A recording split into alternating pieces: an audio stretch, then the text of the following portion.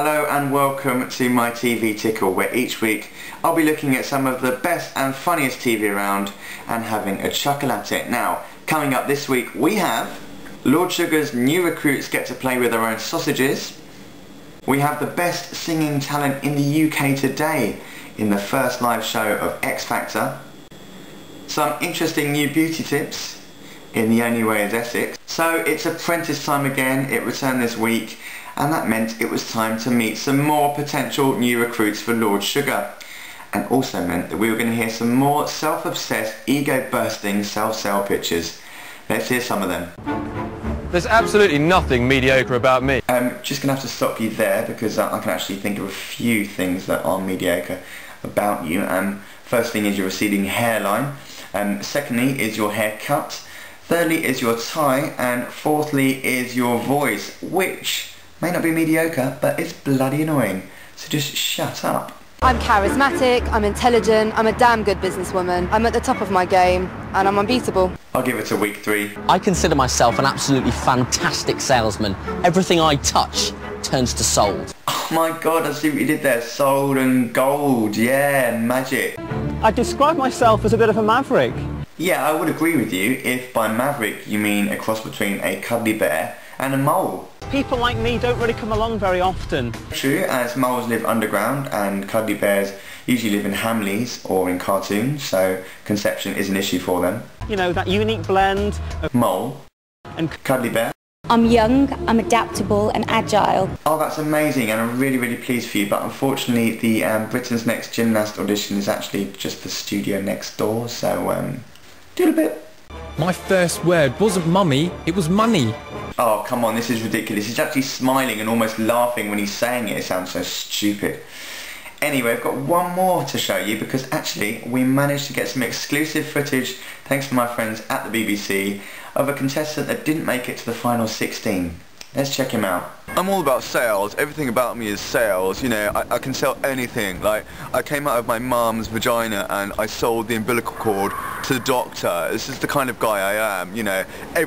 At work, I'm called the ball breaker because I bust balls. If you mess with me, I will get your balls in my mouth and I will break them. I will bite your balls, and I'm not afraid to do that to anyone. Anyone who tries to cross me, I will eat their balls. I just don't care. And that's just the kind of guy I am. I'm a ball-eating, ball-breaking buster man.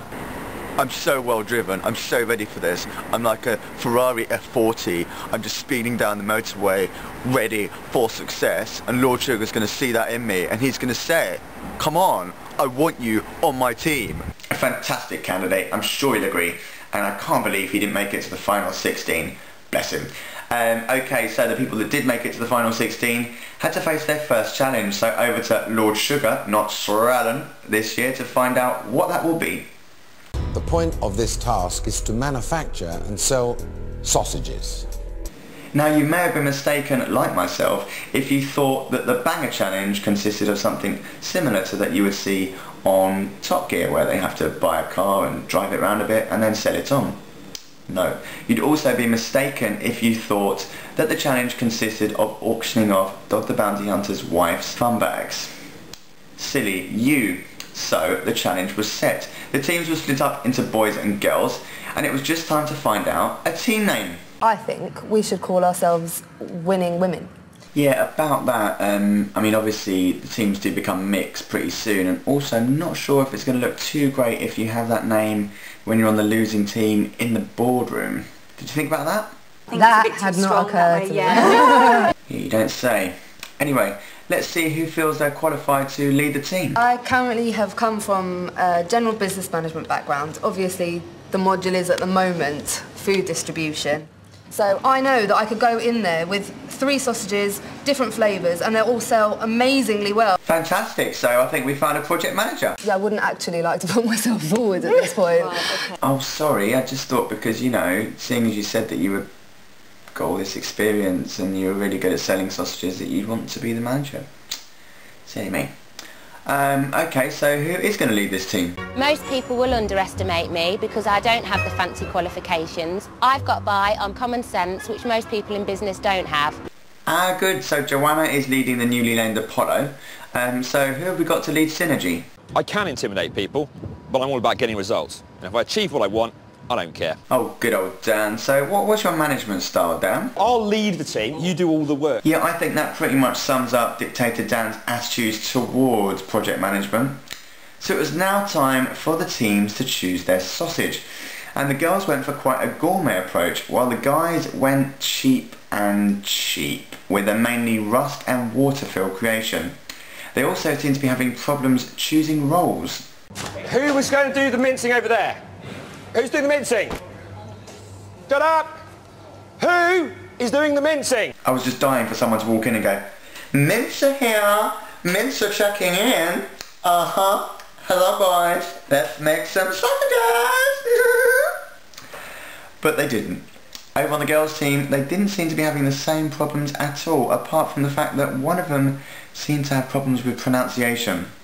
That's a lovely sausage. Back to the guys, and their sausages are looking far from gourmet. Yeah? Okay. Keeping meat to the minimum, they bulk out the mince with cheap rusk. This thing's like a bloody lot of rust. And that young lady still can't say sausage. Last sausage, ladies. Last sausage. So the guys decided to hit the streets of London, and they went to Portobello Road Market. They made two mistakes. They had Molly Bear on the megaphone, for one, scaring people away from the stand, and secondly, they were actually cooking their rusk-filled sausages, which is obviously going to scare people away once they eat them. Not to mention the fact they had Stuart Braggs the Brand being an absolute knob of a salesman. Sausages? If I trip over, I'm going to be very upset. Push him over. Would you like to buy some sausages? Nah. You sure? Nah. Pork and mustard? I'm sure I got some at home. But they're going to go off. Yes, you're right, they will, and probably far quicker than yours will, because yours have about as much meat in them as Anne Widdecombe gets in a year. Over on the girls' team, they were going for a far cheekier approach to getting customers. Hello, do you think your wife would like to try a different sausage at all? How very dare you!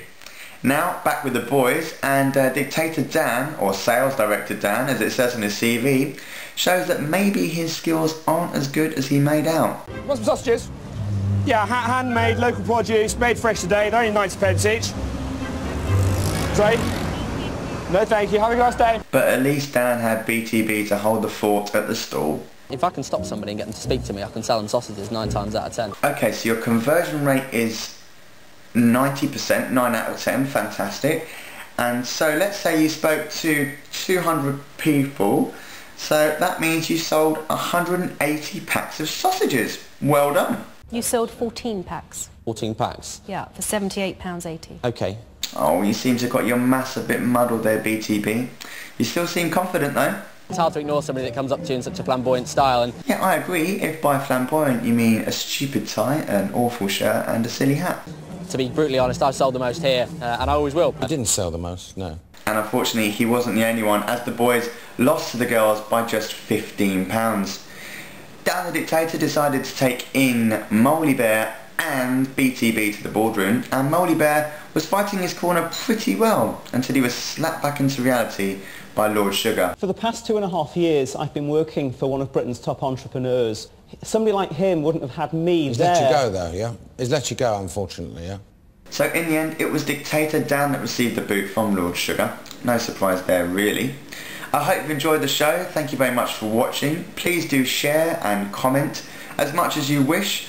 And you can also get in touch with me via YouTube, Facebook and Twitter, all details below. Part 2 of Noel's TV Tickle will be with you very shortly. Thanks, see you next time.